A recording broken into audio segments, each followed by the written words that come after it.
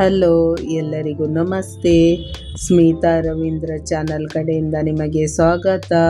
ಬನ್ನಿ ಇವತ್ತಿನ ವಿಡಿಯೋ ಏನು ಮಾಡಿದ್ದೀವಿ ಅಂತ ನೋಡೋಣ. ಇವತ್ತು ನನಗೆ ತುಂಬ ಕೋಲ್ಡು, ಜ್ವರ, ನೆಗಡಿ ಆಗಿದೆ.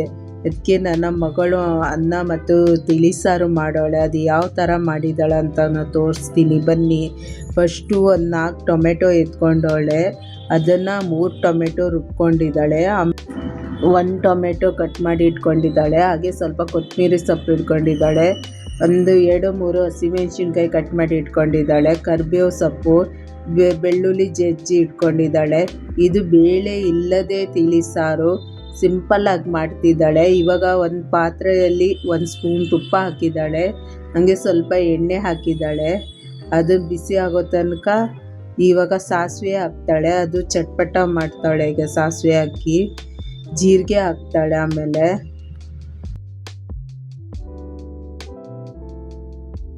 ಜಜ್ಜಿರು ಬೆಳ್ಳುಳ್ಳಿ ಹಾಕಿದ್ದಾಳೆ. ಚೆನ್ನಾಗಾಗುತ್ತೆ ಫ್ರೆಂಡ್ಸ್. ಇದು ತುಂಬ ಕೋಲ್ಡ್ ಆದಾಗ, ನೆಗಡಿ ಆದಾಗ ಈ ಥರ ತಿಳಿಸಾರು ತುಂಬ ಚೆನ್ನಾಗಿರುತ್ತೆ. ಇವಾಗ ಹಸಿಮೆಣಸಿನ್ಕಾಯಿ, ಕರಿಬೇವು ಸೊಪ್ಪು ಎಲ್ಲ ಹಾಕಿದ್ದಾಳೆ. ಅದನ್ನು ಫ್ರೈ ಮಾಡ್ಕೊತಾ ಇದ್ದಾಳೆ. ಅವಳು ಕಾಲೇಜಿಂದ ಬಂದು ಅವಳು ತಿಳಿಸಾರು ಮಾಡ್ತಾಯಿದ್ಲು. ನನಗೆ ತುಂಬ ಕೋಲ್ಡ್ ಆಗಿದೆ, ಎದ್ದೇನು ಕೆಲಸನೇ ಮಾಡೋಕ್ಕಾಗ್ತಾ ಇಲ್ಲ. ತುಂಬ ಕೋಲ್ಡ್ ಆಗಿದೆ, ತಲೆನೇ ಎತ್ತೋಕ್ಕಾಗ್ತಾ ಇಲ್ಲ. ಇವಾಗ ಹಚ್ಚಿರೋ ಟೊಮೆಟೊನೂ ಹಾಕ್ಕೊಂಡು ಫ್ರೈ ಮಾಡ್ತಾಳೆ. ಅವಳು ಮಾಡ್ತಾಳೆ ಇದು ತಿಳಿಸಾರೆಲ್ಲ. ಅನ್ನ ಮಾಡಿ ಇಟ್ಟಿದ್ದಾಳೆ ಕುಕ್ಕರಲ್ಲಿ. ತಿಳಿಸಾರು ಮಾಡ್ತಾ ಇದ್ದಾಳೆ. ಟೊಮೆಟೊನ ಕಟ್ ಮಾಡಿ ಫ್ರೈ ಮಾಡ್ಕೊತಾ ಇದ್ದಾಳೆ. ಸ್ವಲ್ಪ ಅರಿಶಿನ ಮಿಕ್ಸ್ ಮಾಡ್ಕೊಂಡಾಳೆ. ಸ್ವಲ್ಪ ಉಪ್ಪು ಹಾಕ್ತಾ ಇದ್ದಾಳೆ. ಇವಾಗನ ಅದನ್ನು ಚೆನ್ನಾಗಿ ಫ್ರೈ ಮಾಡ್ಕೋಬೇಕು. ಈ ಥರ ತಿಳಿಸಾರು ತುಂಬ ಚೆನ್ನಾಗಿರುತ್ತೆ. ಇದೇನು ಬೇಳೆ ಬೇಕಂತ ಇಲ್ಲ, ಸಿಂಪಲ್ಲಾಗಿ ಮಾಡಿರುವ ತಿಳಿಸಾರು. ಈ ಹುಣಸೆಹಣ್ಣು ನೀರು ತೆಗೆದಿಟ್ಟಿದ್ದಾಳೆ, ಅದನ್ನು ಹಾಕ್ತಾ ಇದ್ದಾಳೆ. ಹುಣಸೆಹಣ್ಣು ನೀರು ಹಾಕ್ಲು. ಇವಾಗ ತುಂಬ ಚೆನ್ನಾಗಿರುತ್ತೆ ಈ ತಿಳಿಸಾರು. ಬೇಗನೆ ಅಂತಲೇ ಮಾಡ್ಕೊಂಡು ಊಟ ಮಾಡ್ಬೋದು. ಇದು ಬಾಯಿಗೂ ಚೆನ್ನಾಗಿರುತ್ತೆ, ಇದು ಟೇಸ್ಟಿನೂ ಆಗಿರುತ್ತೆ. ಇವಾಗ ಸ್ವಲ್ಪ ಇಂಗಿನ ಪೌಡರ್ ಹಾಕ್ತಾಳೆ. ಇವಾಗ ರುಬ್ಬಿರೋದು ಟೊಮೆಟೊ ಇದು ಹಾಕ್ತಿದ್ದಳು. ರುಬ್ಬಿಟ್ಕೊಂಡಿದ್ದಾಳಲ್ಲ ಟೊಮೆಟೊಂದು ಹಾಕ್ತಾ ಇದ್ದಾಳೆ. ಇವಾಗ ಅದನ್ನು ಸ್ವಲ್ಪ ನೀರು ಹಾಕಿ ತೊಳೆದ್ಬಿಟ್ಟು ಹಾಕ್ತಾಳೆ. ಇದನ್ನು ಚೆನ್ನಾಗಿ ಕುದಿಬೇಕು, ಚೆನ್ನಾಗಾಗುತ್ತೆ. ಇದು ತುಂಬ ಸಿಂಪಲ್ಲಾಗಿ ಬೇಗನೆ ಮಾಡುವಂಥ ತಿಳಿಸಾರು. ಇದು ತುಂಬ ಆರೋಗ್ಯಕ್ಕೂ ತುಂಬ ಒಳ್ಳೆಯದು. ಇದು ಹಪ್ಪಳ ಜೊತೆಗೆ, ಏನಾದ್ರು ಖಾರ ಇದ್ದರೆ ಖಾರದ ಜೊತೆಗೂ ಹಾಕ್ಕೊಂಡು ತಿನ್ಬೋದು. ಇದು ತುಂಬ ಚೆನ್ನಾಗಿರುತ್ತೆ. ಅದಾದಮೇಲೆ ಸ್ವಲ್ಪ 1 ಸ್ಪೂನ್ ಬೆಲ್ಲದ ಪುಡಿ ಹಾಕಿದ್ದಾಳೆ. ಬೆಲ್ಲದ ಪುಡಿ, ಹುಣಸೆಹಣ್ಣು ನೀರು ಹಾಕಿದ್ದಾಳೆ, ಬೆಲ್ಲದ ಪುಡಿನೂ ಹಾಕಿದ್ದಾಳೆ. ಈ ಥರ ಮಾಡೋದ್ರಿಂದ ಟೇಸ್ಟಿಯಾಗಿರುತ್ತೆ. ಇವಾಗ ಕುದಿಯೋಕ್ಕೆ ಬಿಡ್ತಾ ಇದ್ದಾಳೆ. ನೋಡಿ, ಚೆನ್ನಾಗಾಗತ್ತೆ ಈ ತಿಳಿಸಾರು.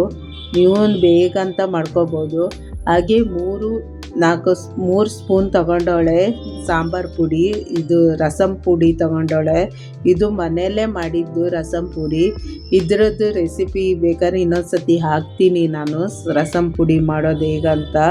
ಇದು ಮನೆಯಲ್ಲೇ ಮಾಡಿದ್ದು ರಸಂ ಪುಡಿ. ತುಂಬ ಚೆನ್ನಾಗಿರತ್ತೆ, ಟೇಸ್ಟಿನೂ ಆಗಿರತ್ತೆ. ನಾವು ಹೊರಗಡೆಯಿಂದ ಪುಡಿ ತಂದಿಲ್ಲ. ಇದು ರಸಂ ಪುಡಿ ಮನೆಯಲ್ಲೇ ಮಾಡಿರೋದು. ಇವಾಗ ಸ್ವಲ್ಪ ನೀರು, ನಿಮಗೆ ಎಷ್ಟು ಬೇಕೋ ಅಷ್ಟು ನೀರು ಹಾಕ್ಕೋಬೋದು.